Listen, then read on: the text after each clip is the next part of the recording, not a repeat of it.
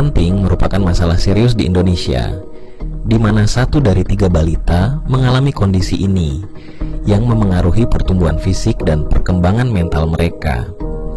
Dengan sekitar 4 juta kasus stunting di tanah air, dampaknya tidak hanya terbatas pada tinggi badan, tetapi juga dapat menyebabkan keterbelakangan kemampuan belajar dan meningkatkan risiko penyakit kronis di kemudian hari.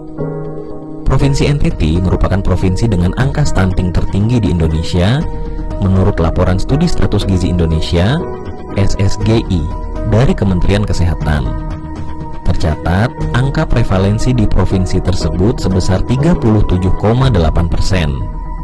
Kabupaten Flores Timur tercatat sebagai wilayah dengan prevalensi balita stunting terendah di NTT, yakni 23,4%. Diikuti Kota Kupang 26,1%, Kabupaten Sika 26,6%, Kabupaten Ende 27,2%, dan Kabupaten Nagekeo 28,1%. Menurut Presiden Joko Widodo, stunting masih menjadi masalah besar di Indonesia dan menargetkan penurunan stunting sebesar 14% pada tahun 2024. Penurunan stunting dalam 7 tahun ini dari 37% turun menjadi 24,4%. Ya, target kita nanti di 2024 14%. Target ya. Nah. AKBP Dr. Edi Syahputra Hasibuan, spesialis forensik, selaku peserta pelatihan kepemimpinan nasional tingkat 2 dalam menjawab permasalahan tersebut melakukan proyek perubahan dengan judul Penanganan Stunting Berbasis Sistem Digital Tanggap Darurat di Provinsi NTT antar stakeholder kesehatan secara kolaborasi. Assalamualaikum warahmatullahi wabarakatuh. Salam sejahtera untuk kita semua. Saya AKBP Dr.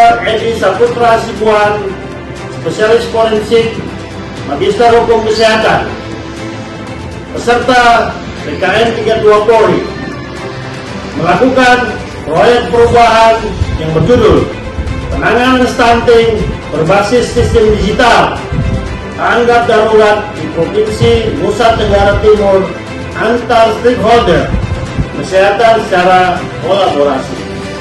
Proyek perubahan ini dirancang untuk menjawab permasalahan yang terkendala saat ini yang ada di Provinsi Nusa Tenggara Timur. Untuk itu, perkenankan saya menjelaskan tahap jangka pendek dan kolaborasi yang telah berhasil diselesaikan. 1. Pembentukan tim efektif.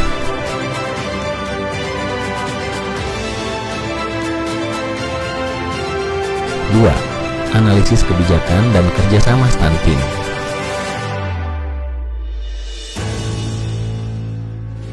3. Melaksanakan audiensi dengan stakeholder perihal skema kolaborasi dalam inovasi sistem tanggap darurat stunting.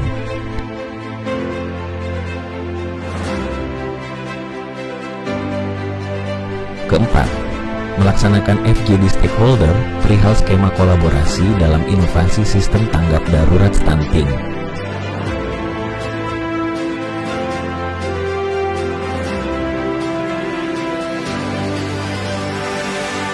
Kelima, penyusunan dan pembahasan draft PKS untuk inovasi sistem tanggap darurat stunting.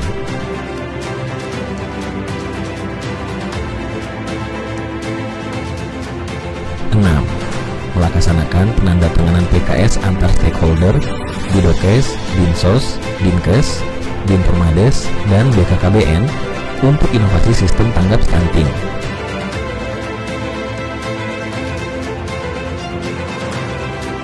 7.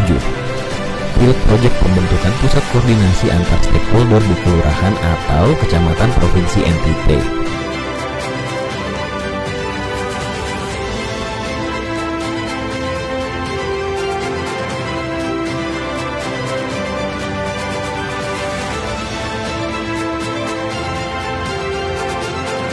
Saya siap mendukung sepenuhnya rancangan proyek perubahan yang dilakukan oleh AKBP Dr. Edi Syahputra Hasibuan, SPF, MHKes. siap mendukung sepenuhnya rancangan proyek perubahan yang dilakukan oleh AKBP Dr. Edi Hasibuan, spesialis forensik MHKes. Saya siap mendukung sepenuhnya rancangan proyek perubahan yang dilakukan oleh AKBP Dr. Edi Syahputra Hasibuan, spesialis forensik. Saya siap mendukung sepenuhnya rancangan proyek perubahan yang dilakukan oleh AKBP Dr. Edi Syahputra Hasibuan, SPF.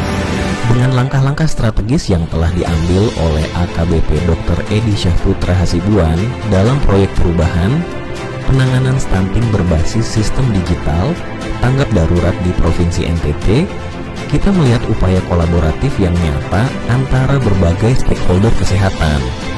Pembentukan tim efektif, analisis kebijakan, serta penandatanganan perjanjian kerjasama (PKS) menunjukkan komitmen untuk menghadapi tantangan stunting secara terintegrasi.